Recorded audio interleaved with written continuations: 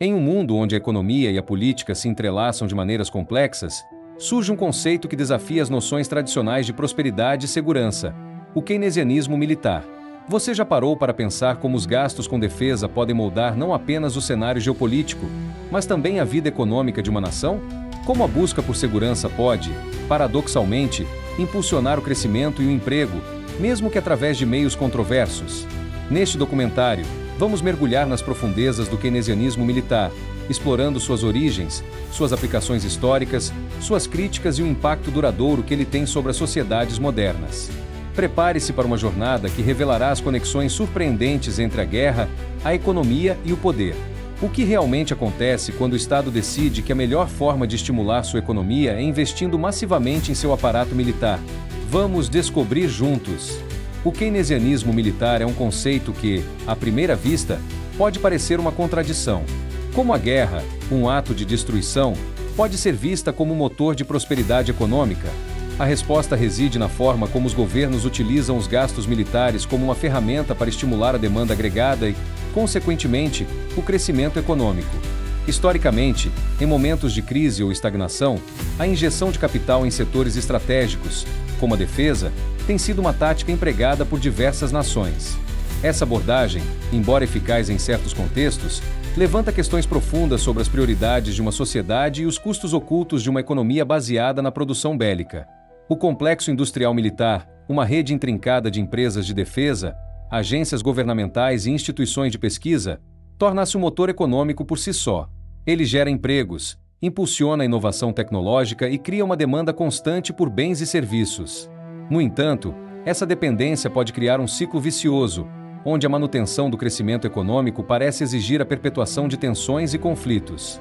Os trabalhadores dessas indústrias, muitas vezes altamente especializados, dependem desses empregos para seu sustento.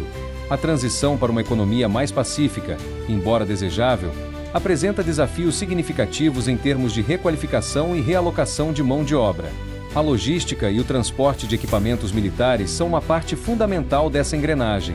Desde a produção até a entrega, uma vasta infraestrutura é mobilizada, gerando mais atividade econômica e empregos em diversos setores. As salas de controle, onde decisões estratégicas são tomadas e operações são monitoradas, representam o ápice da tecnologia e da coordenação. Esses centros de comando são um reflexo do investimento massivo em defesa e da complexidade das operações militares modernas.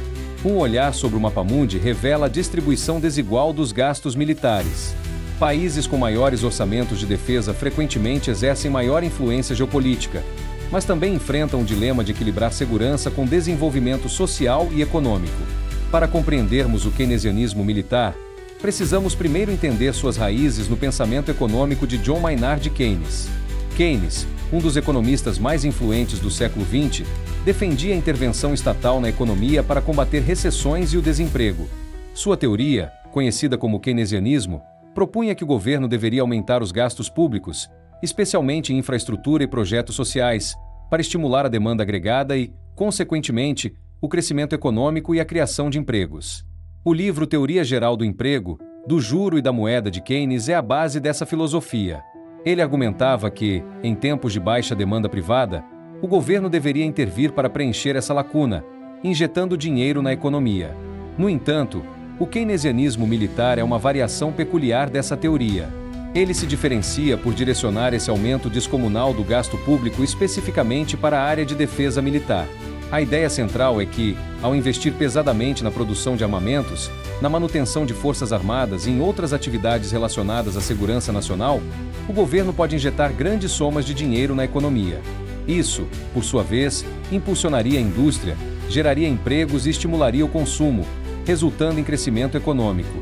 A produção de aviões de combate, por exemplo, exige uma força de trabalho altamente qualificada e uma cadeia de suprimentos complexa, que se estende por diversos setores da economia.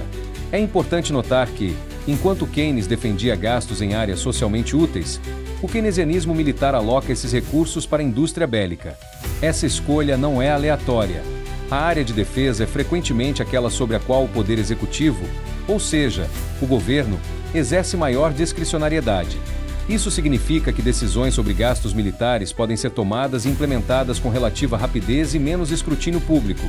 em comparação com projetos de infraestrutura civil, por exemplo, que muitas vezes enfrentam debates prolongados e burocracia. A eficiência na produção militar é muitas vezes priorizada em detrimento de outros fatores. Essa política econômica está intrinsecamente ligada à complexa relação entre os estados de bem-estar social e os estados de guerra. Em muitos casos, o aparato militar e os gastos com defesa acabam por alimentar o sistema de bem-estar social, criando uma espiral de interdependência. O termo keynesianismo militar é, muitas vezes, usado de forma pejorativa. Ele é empregado para descrever políticos que, embora publicamente rejeitem os princípios gerais da economia keynesiana, especialmente a intervenção estatal em setores civis, paradoxalmente utilizam argumentos keynesianos para justificar e promover gastos militares excessivos. Essa contradição é um dos pontos centrais de debate em torno do conceito. A pesquisa e desenvolvimento de armamentos de ponta, embora caros, são frequentemente justificados pela necessidade de manter a superioridade tecnológica e a segurança nacional.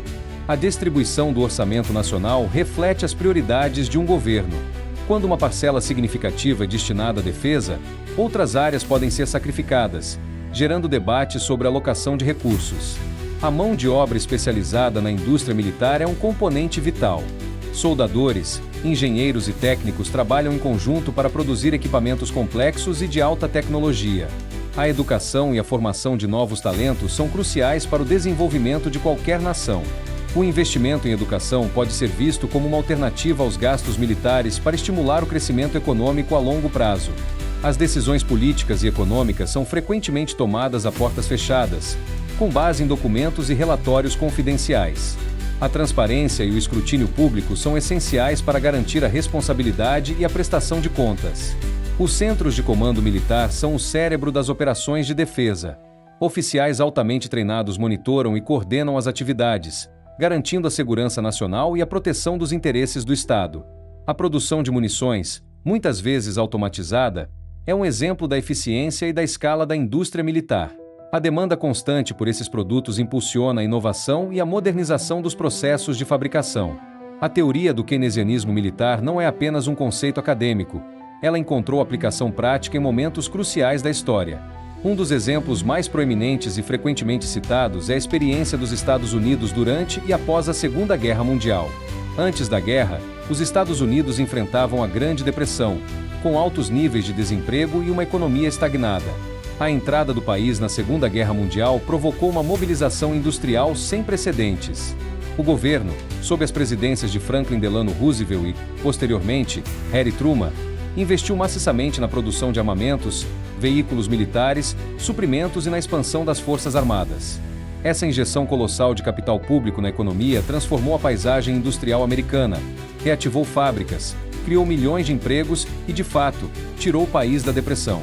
A guerra, paradoxalmente, agiu como um poderoso motor econômico, validando, para muitos, a ideia de que gastos governamentais em larga escala poderiam estimular a economia, mesmo que esses gastos fossem direcionados para fins militares.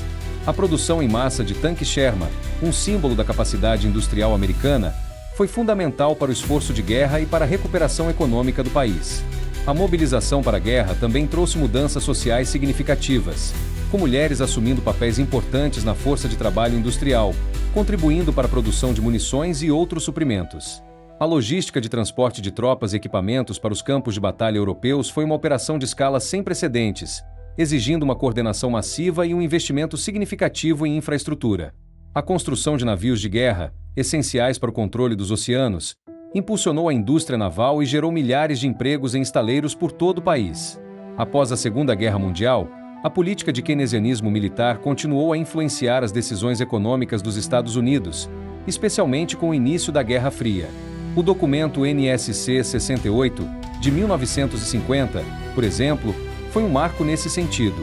Ele propunha um aumento massivo dos gastos militares para conter a ameaça soviética, consolidando a ideia de que a segurança nacional e a prosperidade econômica estavam intrinsecamente ligadas através do complexo industrial militar. Essa política de altos gastos com defesa persistiu por décadas, atravessando diferentes administrações e conflitos, como a Guerra da Coreia e, notavelmente, a Guerra do Vietnã. A produção de aviões de combate como o F-86 Sabre, um ícone da Guerra da Coreia, demonstra o avanço tecnológico e a capacidade industrial dos Estados Unidos durante a Guerra Fria. A indústria de eletrônicos militares, responsável por sistemas de comunicação, radar e navegação, foi um setor de rápido crescimento, impulsionado pela demanda por tecnologia de ponta. As reuniões no Pentágono, centro do poder militar americano, eram palco de decisões que moldariam a política de defesa e a economia do país por décadas. A Guerra da Coreia, um dos primeiros conflitos da Guerra Fria, exigiu uma mobilização significativa de tropas e recursos, demonstrando a contínua dependência dos gastos militares para a segurança nacional. A produção de helicópteros Huey, amplamente utilizados na Guerra do Vietnã, exemplifica a adaptação da indústria militar às novas demandas e tecnologias de combate. O período que se estende do final da Segunda Guerra Mundial até o fim da Guerra do Vietnã é frequentemente considerado o auge da aplicação do keynesianismo militar nos Estados Unidos. Durante esse tempo, a indústria de defesa se tornou um pilar fundamental da economia americana, impulsionando a inovação tecnológica, a pesquisa e o desenvolvimento, e mantendo uma parcela significativa da força de trabalho empregada. No entanto, essa dependência dos gastos militares para o crescimento econômico também gerou debates intensos sobre suas implicações sociais, éticas e a sustentabilidade a longo prazo. A questão que se colocava era: seria possível manter o dinamismo econômico sem a constante ameaça de conflitos ou a necessidade de produzir armamentos em larga escala? O Centro de Pesquisa Militar DARPA, responsável por inovações tecnológicas revolucionárias, é um exemplo de como os gastos militares podem impulsionar o avanço científico e tecnológico, com aplicações que vão além do campo de batalha. A produção de mísseis Polaris, parte do arsenal nuclear americano, demonstra a escala e a complexidade da indústria de defesa, com foco em armamentos de alta tecnologia e poder destrutivo. Os estaleiros navais militares, onde navios de guerra são construídos e mantidos, são centros de atividade industrial, empregando milhares de trabalhadores e contribuindo significativamente para a economia local e nacional. O gráfico de gastos militares de 1940 a 1975 ilustra a ascensão e o auge do keynesianismo militar nos Estados Unidos, com picos de investimento durante os períodos de Guerra e Guerra Fria. Apesar dos aparentes benefícios econômicos, o keynesianismo militar é alvo de intensas críticas e debates. A principal objeção econômica reside na comparação entre os gastos militares e os gastos em bens públicos não militares. Críticos argumentam que investimentos governamentais em áreas como saúde, educação, transporte público e reparo de infraestrutura geram um número significativamente maior de empregos do que um investimento equivalente no setor militar. Além disso, os benefícios sociais e de longo prazo desses investimentos civis são considerados muito mais amplos e sustentáveis.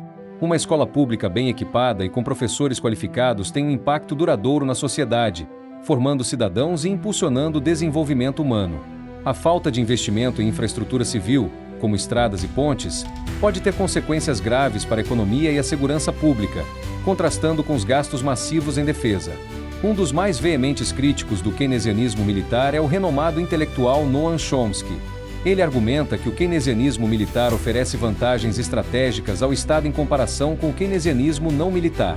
A principal delas é que os gastos militares podem ser implementados com muito menos interesse e participação pública. Chomsky observa que a população se importa e se envolve com questões como hospitais, estradas e escolas, o que pode aumentar a ameaça da democracia ao exigir maior prestação de contas e debate público sobre onde o dinheiro é gasto. Por outro lado, a escolha de mísseis e aviões de combate de alta tecnologia é um assunto sobre o qual o público em geral tem pouca ou nenhuma opinião informada.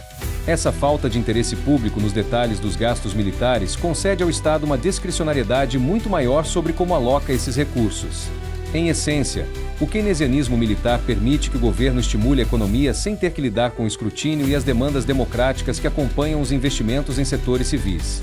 Essa perspectiva levanta questões profundas sobre a natureza da democracia e o papel do Estado na economia, sugerindo que o keynesianismo militar pode ser uma ferramenta para manter o poder e o controle, em vez de uma política puramente econômica voltada para o bem-estar social. Outra crítica importante diz respeito à sustentabilidade e às prioridades de uma nação.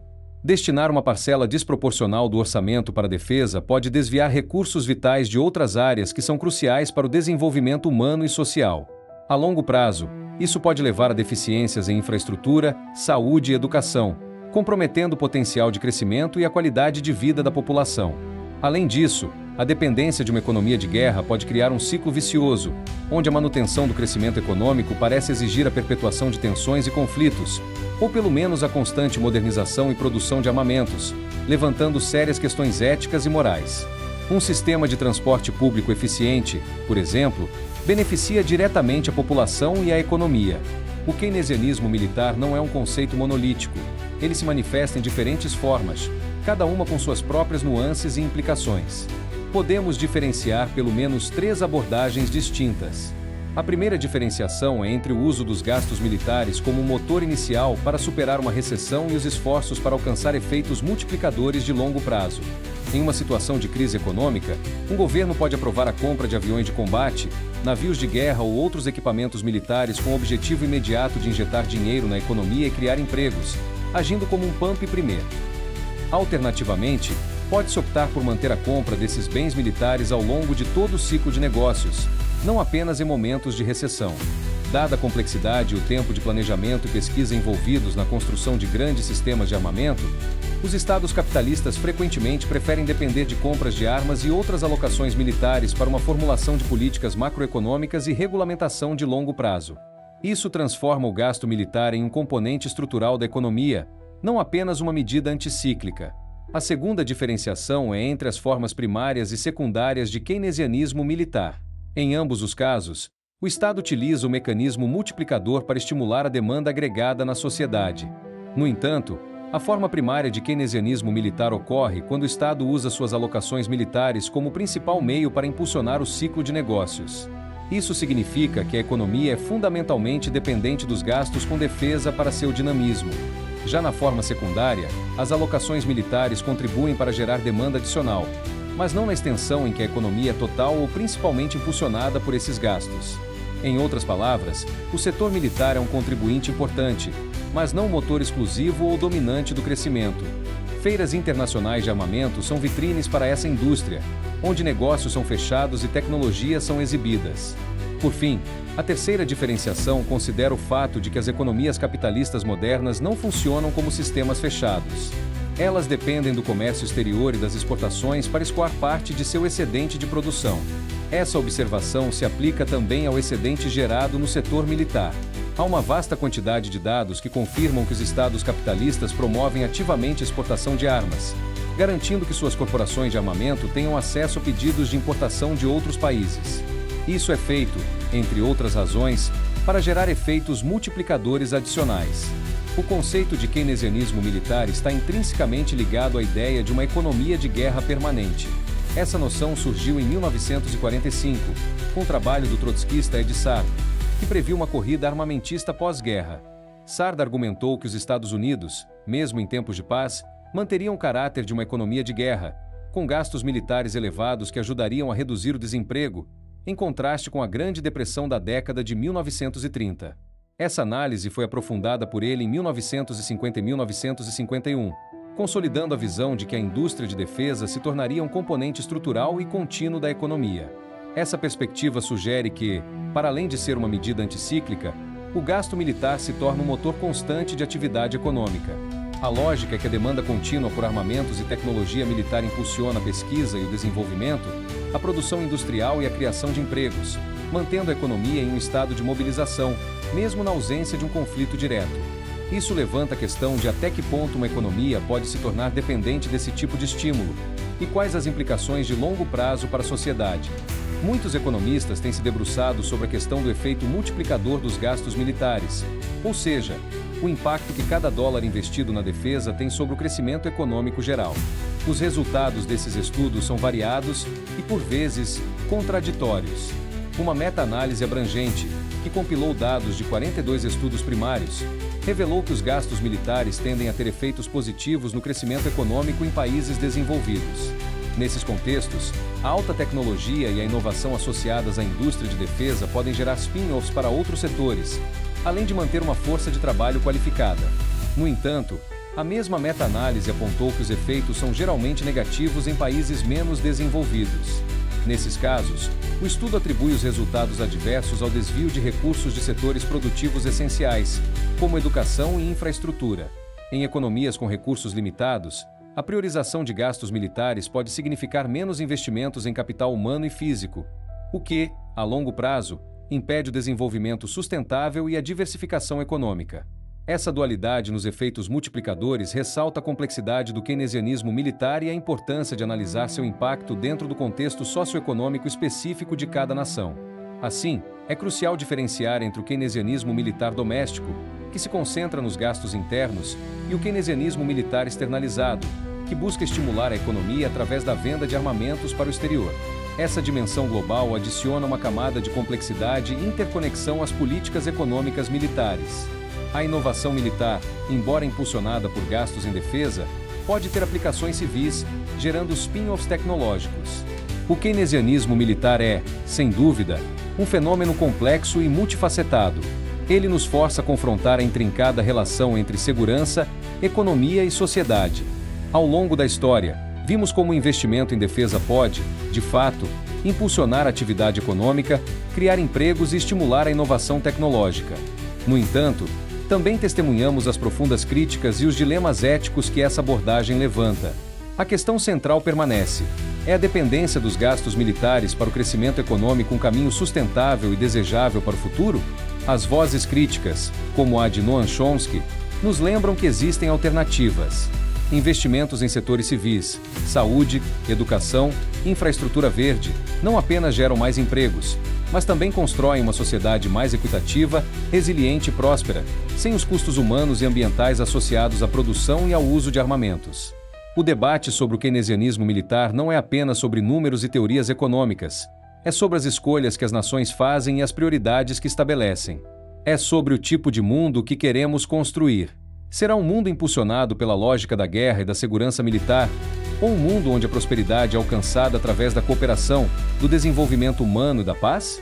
Ao refletirmos sobre o keynesianismo militar, somos desafiados a considerar as implicações de longo prazo de nossas decisões econômicas e políticas. A busca por segurança e prosperidade não precisa ser um jogo de soma zero, onde o ganho de um setor significa a perda de outro. Pelo contrário, podemos buscar um equilíbrio que promova tanto a segurança quanto o bem-estar social, investindo em um futuro onde a inovação e o desenvolvimento sirvam a toda a humanidade, e não apenas aos interesses militares. A escolha é nossa.